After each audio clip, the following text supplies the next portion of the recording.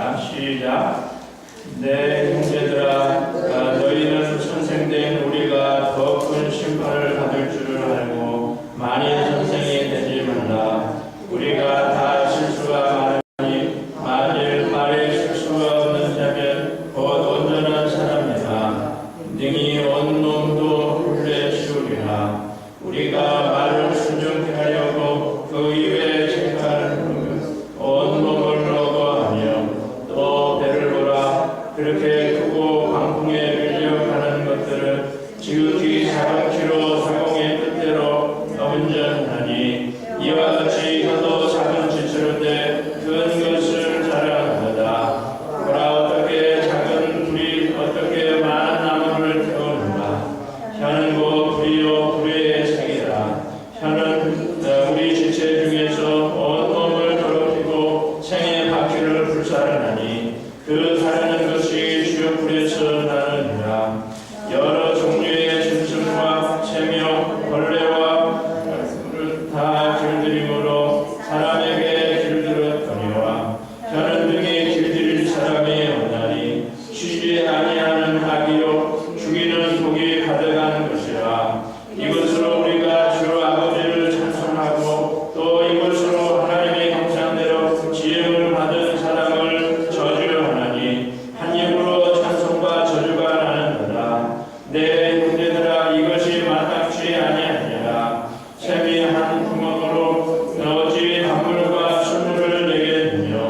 내 형제들아, 어찌 무화과 나무가 감나무 열매를 포도나무가 무화과를 맺겠느냐. 이와 같이 자물이 단물을 내지 못하느니라. 아멘. 우리 옆 사람과 인사합시다. 잘 오셨습니다.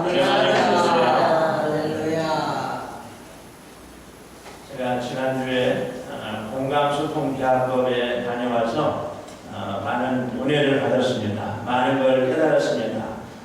그 세미나를 통해서 저를 통해서 우리가 하는 대화에 많은 잘못이 있다는 것을 깨달았습니다. 대화에는 5수준, 5단계가 있습니다. 첫 번째 단계는 대치기, 동문서답이고 누가 무슨 말하면 비난하고 비판하고 불평하고 부정하는 것, 이게 제일 낮은 수준이에요. 2단계는 정서폭력, 언어폭력이라고 하죠. 충판해판이라고 우리가 배웠어요. 남을 추구하고 탐색하고 해석하고 판단하고, 이거는 하나님이 하실 일을 우리가 하는 거예요. 성경에 남을 비판하지 말라고 했죠. 이거는 잘못된 거예요. 그러니까 우리는 자꾸 남을 가르치는 거. 저도 그래요. 저도 목회를 20년 하다 보니까 자꾸 남을 가르치려고. 그런데 지금 힘들어하는 사람에게 또 이거 해라 저거 해라면 무거운 짐을 하나 더 져주는 거예요. 그러니까 그렇지 않아도 힘든데 이거 해라 저거 하라면 더 그 사람이 더 힘들어한다. 이거는 제가 경청의 단계. 남이 무슨 말하면 잘 들어주는, 남의 말을 잘 들어주기만 해도 대화의 80%가 대화가 되는 거예요. 경청인 말을 함부로 보면은 귀 기울이는 경에다 들을 청이에요. 무슨 말이냐면은 존경하는 마음으로 잘 듣는다는 거예요. 특별히 청자를 함부로를 뿌려보면요, 왼쪽에 귀변에 인누마, 오른쪽에 열심의 눈목 밑에 한일자의 마음심자예요. 무슨 말이냐면요, 왕의 귀를 가지고 10개의 눈으로 상대방의 말을 잘 들어서 상대방과 내가 마음이 하나 되는 거, 그게 듣는 거예요. 듣는 거예요. 근데 우리는 남의 말을 잘 들으려고 하지 않고 내 말을 막 하죠. 왜 그러냐면은 지금까지 살아온 사연들이 많기 때문에 자꾸 내 말만 하려고. 그러나 사람들은 다른 사람이 내 말을 들어주기를 원해요. 근데 남의 말을 귀 기울여서 잘 들어요. 네 번째 단계는 공감이에요. 공감. 상대방의 마음을 읽고 마음을 만져주고 그 사람과 내가 하나 되는 것이죠. 하나 되는. 쉽게 말해서 정말 그 상대방의 아픔이 내 아픔으로 전달되어지는 거예요. 우리가 다른 사람과 대화할 때 내용에 포커스를 맞추면 안 돼요. 내용에 포커스를 맞추면 비판하게 되고 기분 나쁘고 싸우게 돼요. 그런데 마음에 포커스를 맞추면요, 상대방도 기분이 좋고 나도 기분이 좋아요. 지금 예를 들어서 누가 피곤하다 그러면은 얼마나 피곤할까. 그리고 정말 동석이면은 손을 잡아주고 어깨를 이렇게 안아주고 그러면은 힘이 돼요. 그런데 왜 피곤해? 뭐 했다고 피곤해? 그러면 안 된다는 거예요. 가끔 우리가 대화할 때 막 자기 가슴을 치는 사람이 있어요. 왜 그래? 상대방이 내 마음을 몰라준다. 저 사람이 좀 내 마음을 알아줬으면 좋겠는데 내 마음을 몰라준다. 그러니까 우리가 대화할 때 상대방의 마음을 읽으라. 다섯 번째는 지지하고 격려하고 칭찬해주는. 사람은 누구나 다 칭찬받고 지지받고 격려받기를 원해. 그리고 칭찬받고 지지받고 격려받으면 살아나요. 그런데 막 비난하고 비판하면 안 돼. 우리 하나님은요, 우리가 실수를 해도 우리를 지지하고 격려하고 칭찬해줘요. 아브라함을 보세요. 하나님이 아브라함에게 네가 앞으로 큰 비전을 이룰 것이다. 근데 25년 동안은 아들을 안 줬어요. 그리고 또 아브라함이 중간에 실수했죠. 하갈과 동침해서 이스마엘을 낳았죠. 그런데 하나님은 25년 후에 이삭을 줬지만 25년 동안 계속해서 격려하고 칭찬하고 지지해줬다는. 야곱을 보세요. 야곱은 얼마나 욕심이 많고 간사하고 거짓말을 잘해요. 근데 야곱이 언제 변한 줄 아세요? 야곱이 야복강에서 천사와 씨름했을 때도 변하지 않았어요.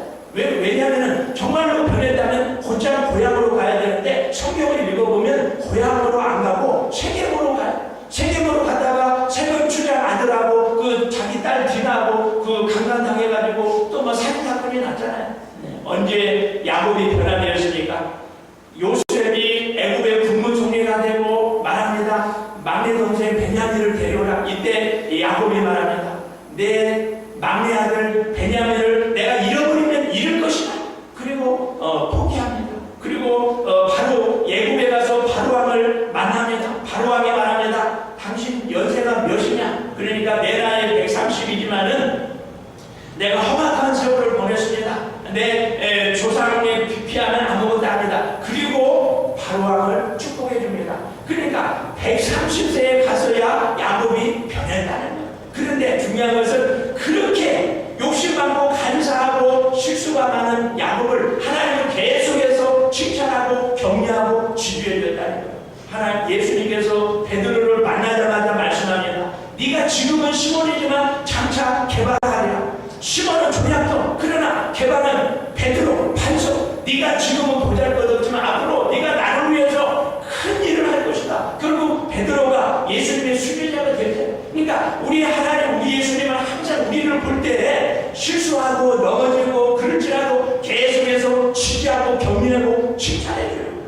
우리가 아는 책 있잖아요. 칭찬은 고래도 춤추게 한다. 사람은 칭찬받으면 심지어 고래도 춤을 춰요.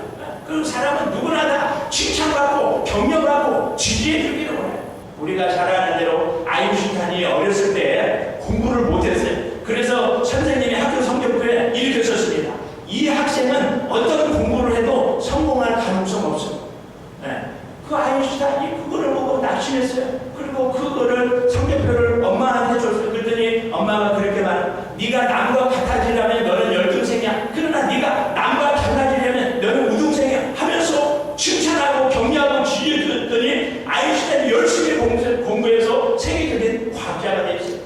메가드 장군이 어렸을 때 골목대장 말썽 모르겠대. 그런데 어느 날 그 동네 아저씨가 그 메가드한테 그렇게 말했대요. 너는 앞으로 이 나라의 큰 대장이 될 것이다. 결국은 이 메가드가 그 골목대장 메가드가 이 미국의 정말 유명한 대장이 되었잖아요.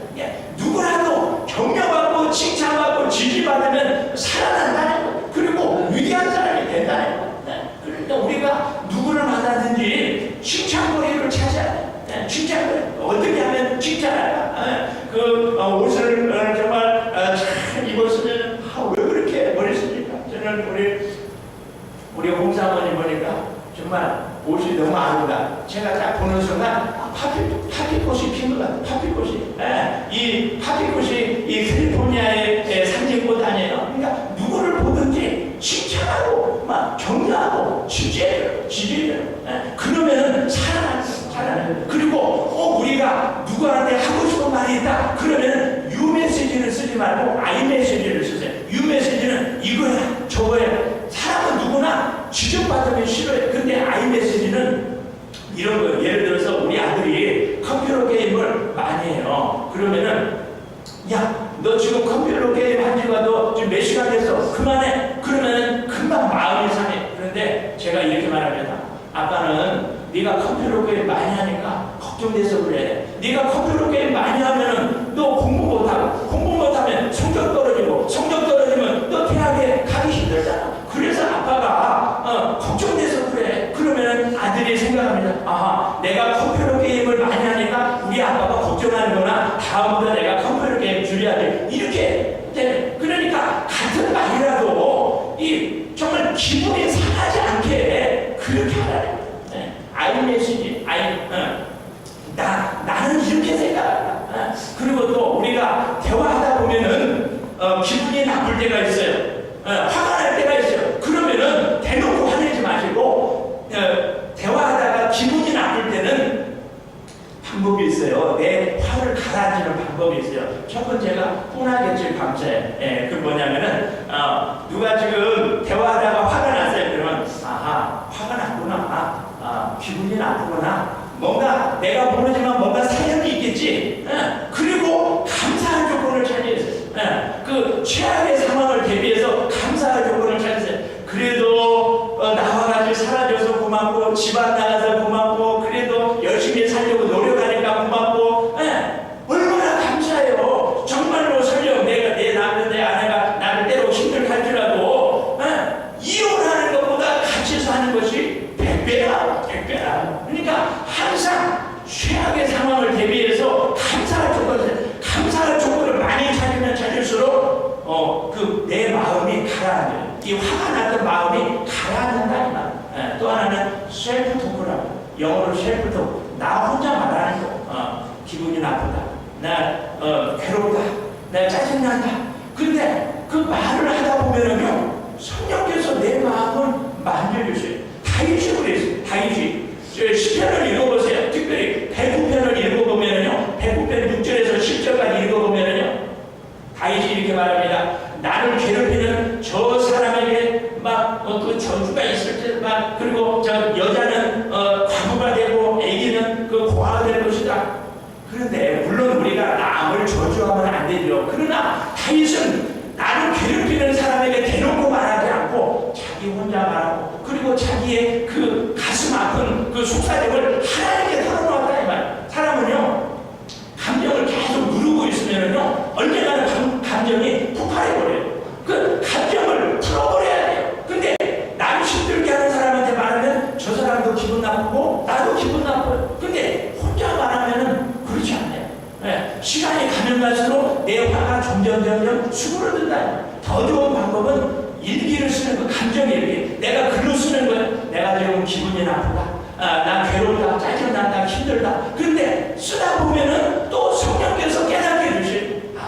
그래도 감사하고, 그래도 정말 저 사람이 건강해서 감사하고, 나와 같이 살아줘서 감사하고, 감사할 조건이 떠오르는 것. 그리고 성령께서 내 마음을 치유해주고 만져주시고, 그러다 보면은 내 마음이 회복된다. 이와 같이 우리가 이 그 대화법을 잘 배워야 된다. 알아야 된다. 그래서 예를 들면은요, 내가 누구와 만나기로 약속했어요. 그런데 1시간인데도 안 나타나요. 그럼 어때요? 기분 나쁘죠? 그럴 때는 어떻게 해야 됩니까? 누구를 만나기로 약속했으면요, 항상 책을 갖고 다니면 돼요. 그러면은 그 상대방이 올 때까지 내가 책임지고 있으면 되잖아요. 그러면 늦게 온 사람도 미안해. 그래서 미안하다고, 내가 트래픽 교통에 있어서 막혀서 미안하다고. 그러면 아니요, 나 그동안에 책임지고 있었어. 얼마나 좋은지. 그러면은 늦게 온 사람도 미안하지 않고 나도 미안하지 않고 얼마나 좋아. 근데 어떤 사람은 늦게 왔다고 막 화내고 그러면 안 된다 이 말. 오늘 말씀에 하나님께서 말씀하죠. 말이 얼마나 중요해. 말이 얼마나 중요해. 그래서 말이 선택되지 마라. 그런 말씀이 있죠. 그리고 말에 실수가 없는 자가 온전한 사람이다. 그러니까 말이 너무나 중요해. 우리의 말은요, 무슨 프로그램이 아니고 행사가 아니고 삶이에요. 삶. 그러니까 우리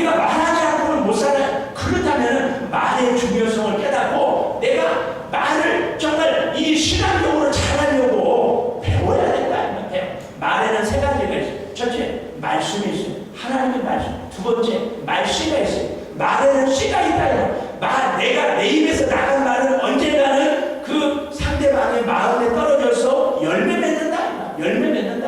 예. 말투는 아무 생각 없이 쥐거리는 거예요. 그럼 말이 아니에요. 그러니까 우리가 얼마나 중요합니까? 내 말이 내 입에서 나간 말은 그대로 이루어진다. 성경에 나왔잖아요. 민수기 14장 28절 네가 말한 대로 내가 되게 해주겠다 말씀했잖아요. 그렇기 때문에 우리가 말을 중요해. 우리의 뇌가요, 우리의 뇌는 우리의 말에 98% 영향을 받는데요. 내가 말한 것에 거의 100% 영향을 받는다. 내가 기분 나쁘다 그러면은요, 기분 나쁜 호르몬을 보내. 나 슬프다 그러면 슬프게 만드는 호르몬을 내보내. 근데 나 행복하다 그러면 행복을 주는 호르몬을 내보낸다 이 말이야. 그러니까 우리가 말하는 것을 내가 알고는 그대로 되게 해준다는 거야. 또 뇌는요 주어가 없대. 내가 남을 나쁘게 말하잖아. 그러면 내가 나쁜 사람인 줄 알고 내가 나를 향해서 나쁜 메시지, 나쁜 호르몬, 나쁜 에너지를 막 보낸다는. 근데 내가 누구를 막 칭찬하고 저분 참 좋은 사람이야. 그러면은 내가 좋은 사람인 줄 내가 그 알고는 막 좋은 호르몬을 내보낸다. 그만큼 우리가 말에 거의 100% 이 뇌가 영향을 받는다. 짜증난다. 그러면은 막 그 짜증나게 만드는 호르몬을 내보낸다. 그 정도로 우리 말이 중요하다. 그래서 오늘 말씀에 보면 또 사전에도 그 말씀이지. 우리의 말은 배의 키와 같다.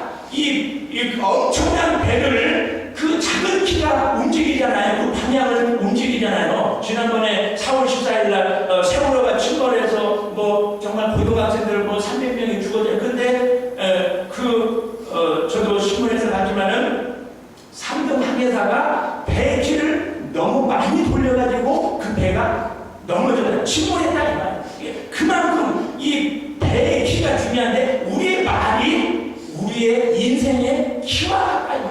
우리가 말하면은 그 말을 이루려고 막 그 힘을 쓴다 이 말이에요. 그 한 번은 들어봤을 거예요. 반기문 세계 유엔 총장이 고등학교 다닐 때 대한민국에서 영어 경시대회를 했어요.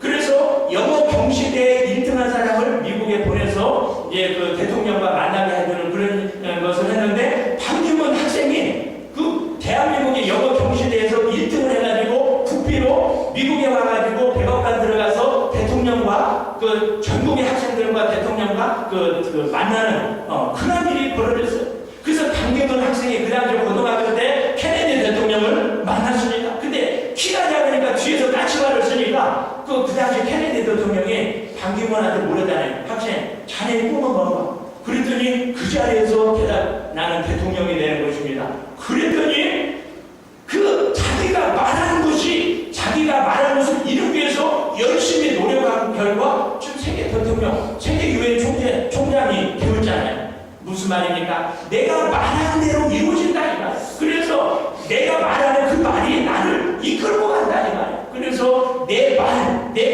내 운명을 좌우한다는 거예요. 6절에도 보면은 혀는 작지만 불과 같아서 온몸을 더럽히고 생의 밭길을 불사른다. 우리의 말이 우리의 나를 살리기도 하고 죽이기도 한다. 또 남을 살리기도 하고 죽이기도 한다는 거예요. 잠언 18장 21절을 보면 죽고 사는 것이 혀의 본체에 달려나니 혀를 쓰기 좋아하는 자는 그 열매를 내고 먹으리라.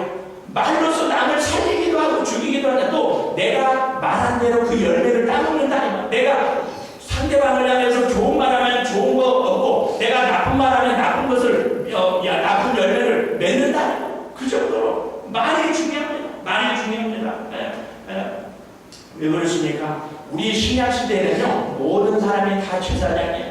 베드로전서 2장 9절에 나와 있죠. 너희는 택하신 족속이요 왕 같은 제사장이에요. 그러면 우리는 다 제사장이 할 일이 뭡니까? 남을 살리는 일이에요. 우리는 남을 살리는 일만 하는데, 그런데 우리가 말로서 남을 죽이면 안 된다. 우리가 말 한마디를 해도 남을 살리는. 그래서 우리의 대화에는 치유가 일어나야 돼요. 회복이 일어나야 돼요. 살리는 역사가 일어나야 돼요. 내가 누구와 만나서 대화했다 그러면 저 사람이 살아나는 그런 역사가 나타나요. 어제도 어떤 전도사님과 만나서 대화했는데요. 자기하고 같이 사는 아파트의 집사님 아들이 지금 12학년인데 약간 자폐학 능력이 있다는 거예요. 그래서 공부도 뭐 열심히 안 할 뿐만 아니라 그 대인 기피증이 있어가지고 사람이 자기 집에 많이 오는 걸 싫어한대. 그리고 부모가 무슨 말하면 막 바로 화를 내고 말을 안 듣고, 그래서 지금 엄청난 그 부모가 그 기도 제목이 있다는 거야. 왜 그랬습니까? 다른 게 아니야. 아들이 스트레스를 많이 받고 사랑을 적게 받으니까 그거를 못 찾는 거야. 막 폭발하는 거야. 다른 거 없어요. 사랑해주고 막 격려하고 칭찬하고 지지해주면 되는 거야. 지지해주면 된다. 그러면 살아나는 거야. 우리는 무슨 말을 하든지 남을 살리는 그런 일을 해야 돼. 그런 일을. 성경에 말을 잘못해가지고 저주받은 사람이 있습니다. 사무엘하 6장에 보면 다윗이 부캐가 다윗성으로 올 때 다윗이 너무 기뻐가지고 바지가 내려가는 줄 모르고 춤을 췄어요. 그래가지고 하나님 앞에 제사 지내고 백성들 축복해주고 떡과 고기와 건포도를 나눠주고 가정의 축복하기 위해서 가족의 집으로 왔어요. 그런데 그때 미갈이 말합니다. 왕이 채통도 없이 영치도 없이 그 계집 아이들 앞에서 바지가 내려가는 줄 모르고 춤추고 그 자기 몸을 여자들한테 보여줬다고 그렇게 말합니다.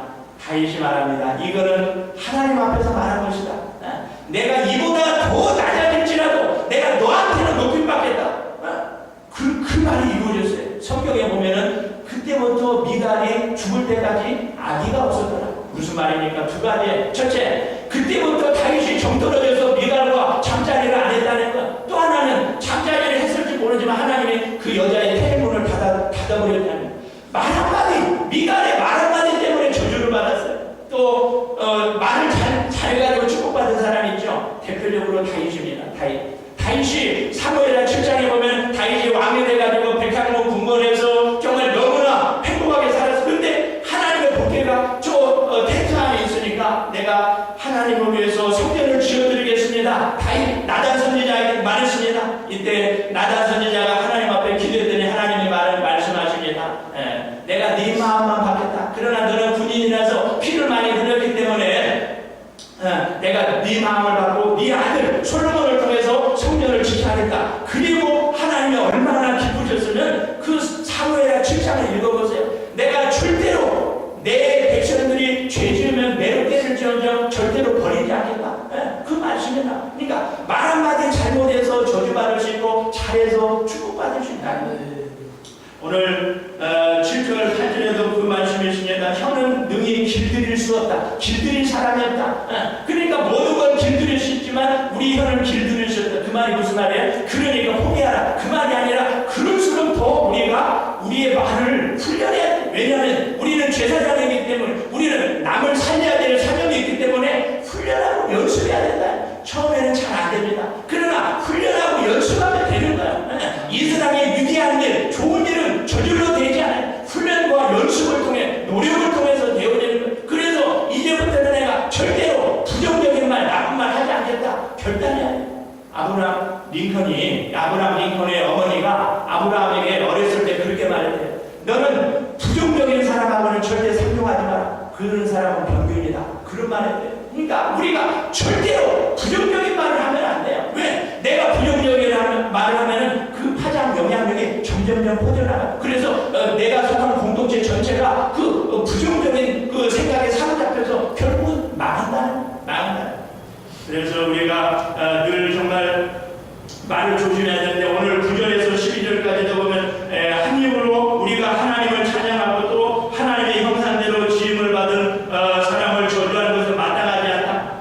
하나님의 말씀. 어떻게 내가 이 입으로 하나님을 찬양하면서 이 입으로 하나님의 형상대로 지음받은 저 사람을 저주할 수 있느냐? 그건 마땅하지 않다. 쉽게 말해서 하나님을 찬양한 그 입술 가지고 남을 살리는 말만 하라는 거야. 남을 비난하고 비판하고 저주하고 그런 말을 하지 말고 막 살리고 지지하고 칭찬하고 격려하고 그래서 나를 통해서 막 영혼이 살아나고 회복되고 치유받고 그런 일만 하라. 그럴 거야.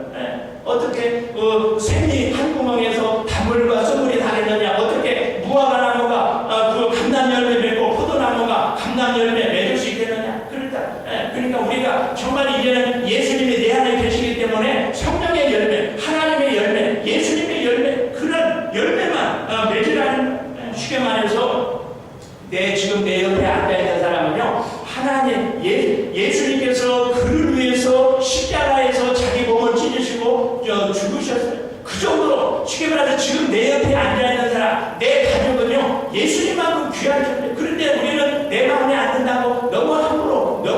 말이에요. 내가 무심코 말한 그 말 때문에 상대방은 지금 가슴 앓으려고 가슴이 아리고 쓰리고 그런데 아무 생각 없이 말하고 그러면 안 된다니까. 정말 무심코 던진 돌 때문에 개구리가 맞아 죽는다는 말도 있듯이 정말 우리가 내 옆에 있는 사람, 내 가족, 내 옆에 있는 사람이 너무나 소중하다. 예수님만큼 소중하다. 그래서 우리가 남을 볼 때 하나님의 눈으로 남을 봐야 돼요.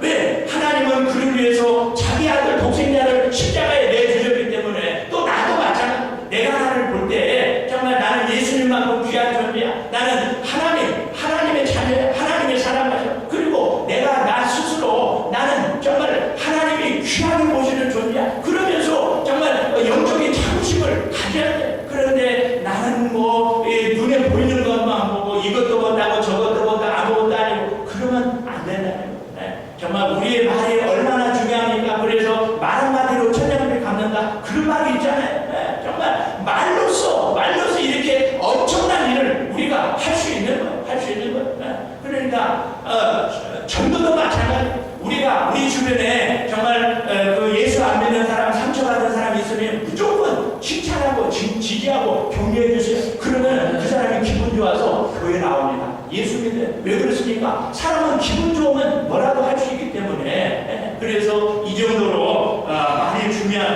중요하다. 그래서 정말 우리는 다 제사장이기 때문에 이제는 살리는 일만 해야 돼. 죽이는 일은 절대로 하면 안 돼. 지금 누가 힘들어하고 있다. 그러면은 그 힘든 것을 덜어줘야 돼. 그리고 막 기쁨을 주고 살아나게 만들어야 돼. 이것이 우리가 할 일이다. 우리는 제사장이기 때문에 그래서 정말 가장 중요한 것은 우리가 말의 중요성. 그래서 누가 무슨 말하면 비난하고 비판하고 막 충고하고 가르치려고 하지 말고 잘 들어주고 그 다음에 공감하고 그 다음에 지지하고 칭찬하고 격려하고 그 다음에 꼭 하고 싶은 말이 있으면 아이메시지를 쓰고 그 다음에 기분 나쁘다고 대놓고 화내지 말고 내 마음을 가라앉히 하는 호나겠지 감사.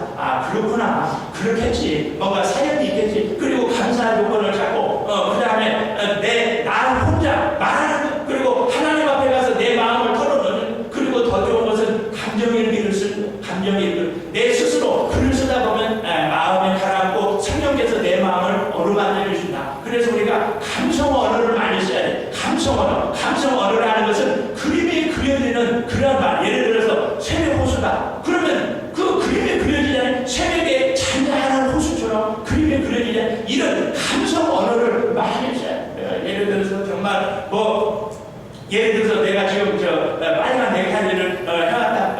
메고 왔어요. 그러면 정말 목사님 진달래가 핀 것처럼 아름답습니다. 이런 말 한마디를 해도 이렇게 알아요. 근데 감성 언어를 많이 쓰려면 시를 많이 읽어요. 시를. 저도 어렸을 때는 시집을 많이 읽고 우리가 어렸을 때는 다 연애편에도 쓰고 시인이었잖아요. 그런데 우리가 세상을 살다 보니까 감성을 잃어버렸어요. 용현 목사님의 시를 쓰고 이혜인 수녀님의 시를 읽어보세요. 얼마나 정말 내가 살아난. 그러므로